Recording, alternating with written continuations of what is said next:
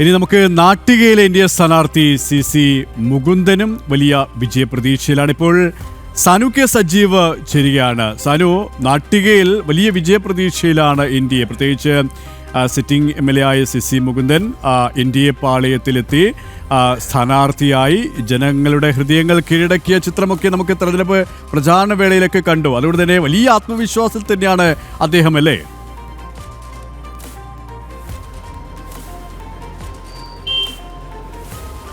തീർച്ചയായിട്ടും KP അത് തന്നെയാണ് പറയാനുള്ളത്. CC മുകുന്ദൻ വിജയപ്രതീക്ഷയിൽ എന്നല്ല, 100% പുള്ളി വിജയിച്ചു എന്ന് ഉറപ്പിച്ച് തന്നെയാണുള്ളത്. എൻ്റെ പിന്നിൽ കാണാം MLAയുടെ ക്യാമ്പ് ഓഫീസ്, അതായത് സിറ്റിംഗ് MLA ആയിട്ടുള്ള CC മുകുന്ദൻ്റെ ക്യാമ്പ് ഓഫീസിൽ തന്നെയാണ് അദ്ദേഹം ഇപ്പോഴും ഉള്ളത്. അല്പം മുമ്പ് സംസാരിക്കുമ്പോഴും പൂർണ്ണമായിട്ടും വിജയപ്രതീക്ഷയിലാണ്. കാരണം കഴിഞ്ഞ കാലങ്ങളിലെല്ലാം താൻ ചെയ്തിട്ടുള്ള പ്രവർത്തനങ്ങളൊക്കെ ജനങ്ങൾക്കറിയാമെന്നാണ് CC മുകുന്ദൻ പറഞ്ഞിട്ടുള്ളത്.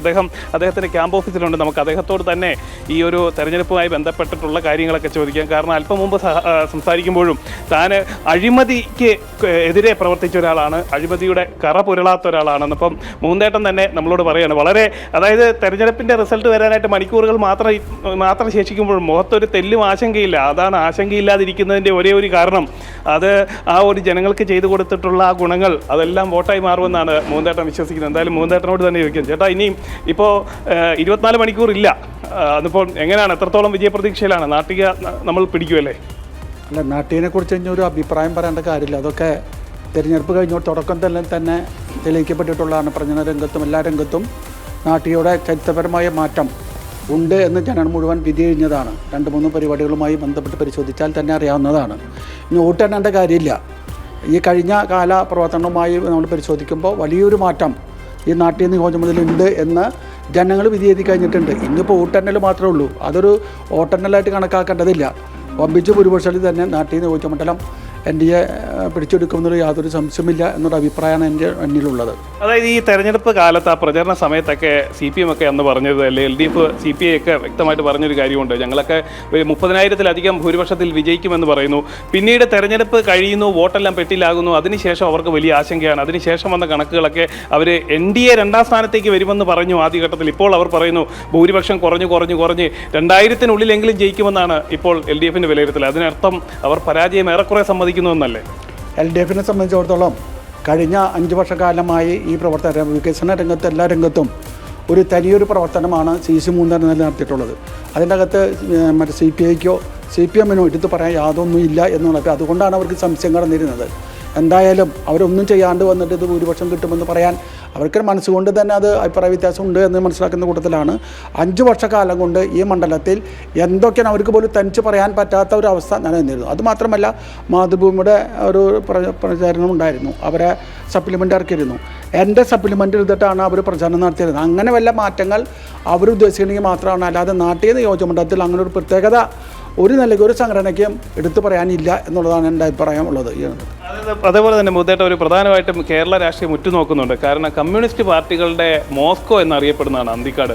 അപ്പോൾ ഈ മോസ്കോ തകരുമോ എന്നുള്ളതാണ് എല്ലാവരും ഉറ്റുനോക്കുന്നത്. അപ്പം മോസ്കോയുടെ അവസ്ഥ വളരെ പരിതാപകരമാണ് എന്നാണ് നമുക്കിപ്പോൾ ഈ നിമിഷമൊക്കെ മനസ്സിലാവുന്നത്. അപ്പോൾ മോസ്കോ ഒക്കെ തകരുമല്ലേ?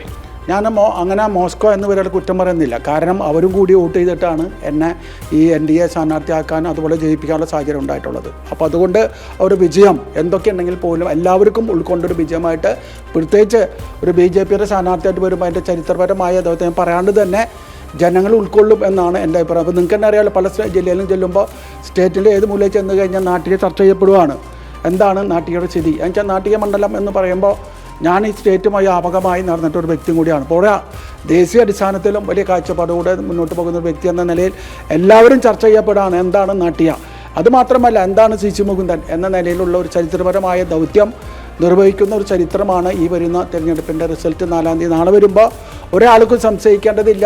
നമ്മൾ മുൻകാലങ്ങളിൽ പറഞ്ഞ പ്രചരണ രംഗത്തൊക്കെ ഉണ്ടാക്കി കൊണ്ടുവന്ന പ്രചരണമൊക്കെ വെച്ച് പരിശോധിക്കുമ്പോൾ ഒരാൾക്കും സംശയമില്ലാത്ത ഇതിൽ ഇപ്പോൾ ഏതായാലും LDFിൻ്റെ ആൾക്കാരായാലും കോൺഗ്രസ് ആയാലും അത് മറ്റേ NDA ആണ്, CC മുകുന്ദനാണ് ജയിച്ചു വരിക എന്ന് പ്രഖ്യാപനം നടത്തി കഴിഞ്ഞിരിക്കുകയാണ്. പിന്നെ പ്രത്യേകിച്ച് ഒരു പ്രഖ്യാപനത്തിൻ്റെ ആവശ്യമില്ല എന്നാണ് എൻ്റെ സംഘടനയ്ക്കുള്ള വലിയ അഭിപ്രായം എന്നാണ് എൻ്റെ ഇതിൽ പറയാനുള്ളത്. അവസാനമായിട്ട് മൂന്നേട്ട, അതായത് ഈ ഒരു ചോദ്യം കൂടെ, ഈ LDFിൽ നിന്നും UDFിൽ നിന്നും NDAയിലേക്ക് വോട്ട് എത്തിയിട്ടുണ്ടോ? CC മുകുന്ദൻ എന്ന് പറയുന്ന നാട്ടികയിലെ NDA സ്ഥാനാർത്ഥിക്ക്, അല്ലെങ്കിൽ ജനം അറിയുന്ന അതേപോലെ തന്നെ അഴിമതിയുടെ കറ പുരളാത്ത ആ ഒരു നേതാവിന് വോട്ട് എത്തിയിട്ടുണ്ടെന്ന് അങ്ങ് കരുതുന്നു? അതുകൊണ്ടാണല്ലോ ഞാൻ പറഞ്ഞത് എല്ലാവരും ഒത്തൊരുമിച്ചാണ് എന്നെ ജയിപ്പിക്കാൻ പോകുന്നത്. അതിൻ്റെ അകത്ത് രാഷ്ട്രീയത്തിൽ പ്രധാനപ്പെട്ട ഒരു പ്രസ്ഥാനത്തിനകത്ത് വന്നിട്ടുണ്ടെങ്കിൽ പോലും ജനങ്ങൾ മുഴുവൻ എൻ്റെ അഭിപ്രായത്തോട് യോജിച്ചു പോകുന്ന കൂട്ടത്തിലാണ്. നാളെ വലിയൊരു മാറ്റം നാട്യ മണ്ഡലത്തിൽ ഉണ്ടാകാൻ പോകുകയാണ്. അത് ഈ സംഘടനാപരമായ ചില പ്രത്യേകതകൾ ചില കക്ഷികൾ എടുത്തേണ്ടി വരും. ഞാൻ പാർട്ടിയെ കുറ്റം ചില കക്ഷികളുടെ താല്പര്യമാണ് ഈ രംഗത്ത് ഇത്രയും വ്യത്യസ്തമായ നിലപാട് സ്വീകരിക്കാൻ എനിക്ക് സാഹചര്യമുണ്ടായത്. അതെന്തായാലും അകത്തോ പുറത്താണെങ്കിൽ പോലും വളരെ ഭംഗിയുമായുള്ള കാലം അതിനെ അതിജീവിച്ച് മുന്നോട്ട് പോകാൻ, പോരാട്ടം നടത്തി മുന്നോട്ട് പോകാനാണ് എൻ്റെ ആഗ്രഹം. അതിന് എൻ്റെ ഇപ്പോഴുള്ള പ്രസ്ഥാനം 100% എൻ്റെ കൂടെ ഉണ്ടെന്ന് തെളിവാണ് ഈ വരുന്ന തിരഞ്ഞെടുപ്പിൽ ഉണ്ടാകുന്ന എനിക്ക് പുരോഗതി അതെനിക്കാണ് ചൂണ്ടിക്കാട്ടുന്നത്. കെ പി, അതിനകത്ത് തന്നെ അതായത് നാട്ടികയെ സംബന്ധിച്ച് നോക്കുമ്പോഴേക്കും വലിയ വിജയപ്രതീക്ഷ എന്ന് പറയുമ്പോൾ CPIക്കൊക്കെ വലിയ അപ്രമാദിത്യമുള്ള ഒരു മണ്ഡലമാണ് നാട്ടിക. കഴിഞ്ഞ തെരഞ്ഞെടുപ്പിൽ 28,000-ലധികം വോട്ടിനാണ് ഇവിടുന്ന് LDF സ്ഥാനാർത്ഥിയായിരുന്ന അന്നത്തെ CC മുകുന്ദൻ ഇന്നത്തെ NDA സ്ഥാനാർത്ഥിയൊക്കെ വിജയിച്ചു പോയിട്ടുള്ളത്. അതേപോലെ തന്നെ ഈ തെരഞ്ഞെടുപ്പ് കഴിഞ്ഞ വേളയിലൊക്കെ വലിയ ആത്മവിശ്വാസത്തോടു കൂടി നിലപാട് വ്യക്തമാക്കിയിരുന്ന LDF അവസാന നിമിഷം എത്തുമ്പോൾ അവരുടെ ഭൂരിപക്ഷം കുറഞ്ഞ് അതൊരു 2,000-3,000 വോട്ടിലെത്തുന്നു. ഒപ്പം തന്നെ പറയുന്നു NDA 2ാം സ്ഥാനത്തേക്ക് എത്തുമെന്നൊക്കെ പറയുന്ന നിലയിലേക്ക് CPMൻ്റെ അല്ലെങ്കിൽ LDFൻ്റെ ആ ഒരു ആത്മവിശ്വാസം താഴേക്ക് പോവുകയാണ്. അതിനർത്ഥം NDA ജയിക്കും എന്നുള്ളത് തന്നെയാണ് ഇപ്പോൾ അല്പസമയം മുമ്പ് നമ്മളോട് പ്രതികരിച്ചിട്ടുള്ള CC മുകുന്ദൻ പറയുന്നത്. കാരണം LDFിൽ നിന്നും തനിക്ക് വോട്ട് വന്നിട്ടുണ്ട്, UDFിൽ നിന്നും വോട്ട് വന്നിട്ടുണ്ട്. പാർട്ടികളൊന്നും നോക്കാതെ എല്ലാവരും ഒന്നിച്ചാണ് തനിക്ക് വോട്ട് ചെയ്തിട്ടുള്ളത്. ഒരു സാധാരണക്കാരനാണ്, അഴിമതി ചെയ്യാത്തൊരു വ്യക്തിയാണ്, അഴിമതിക്കെതിരെ പടവാളെടുത്തിട്ടുള്ള ഒരാളാണ്. ആ ഒരു ആളെന്നുള്ള നിലയിൽ കൃത്യമായിട്ടും നാട്ടികയിലെ ജനങ്ങൾ തന്നെ തിരഞ്ഞെടുക്കുമെന്ന് തന്നെയാണ് CC മുകുന്ദൻ വ്യക്തമാക്കുന്നത്. അതായത് ആ ഒരു പൾസ് തനിക്ക് എല്ലാ പ്രദേശത്തു നിന്ന് അറിയാൻ സാധിക്കുന്നു. ഇപ്പോൾ നടക്കുന്ന വികസന പ്രവർത്തനങ്ങളിലെല്ലാം തൻ്റെ കയ്യൊപ്പുണ്ട്, തൻ്റെ വിയർപ്പിൻ്റെ അംശമുണ്ട് എന്ന് തന്നെയാണ് CC മുകുന്ദൻ വ്യക്തമാക്കുന്നത്. അതേപോലെ തന്നെ ഈ കമ്മ്യൂണിസ്റ്റ് പാർട്ടിയുടെ കോട്ടക്കുത്തകങ്ങളെല്ലാം ഇളകുന്ന ഒരു റിസൾട്ടായിരിക്കും നാളെ വരുന്നത് എന്ന് തന്നെയാണ് അദ്ദേഹം വ്യക്തമാക്കിയിട്ടുള്ളത്. അത് തന്നെയാണ് നാട്ടികയിൽ വിജയം സുനിശ്ചിതമാണ് എന്നാണ് NDA സ്ഥാനാർത്ഥി CC മുകുന്ദൻ വ്യക്തമാക്കുന്നത്. സനുക്കെ സജീവാണ് അദ്ദേഹത്തോടൊപ്പം വിശേഷങ്ങൾ പങ്കുവച്ചതും.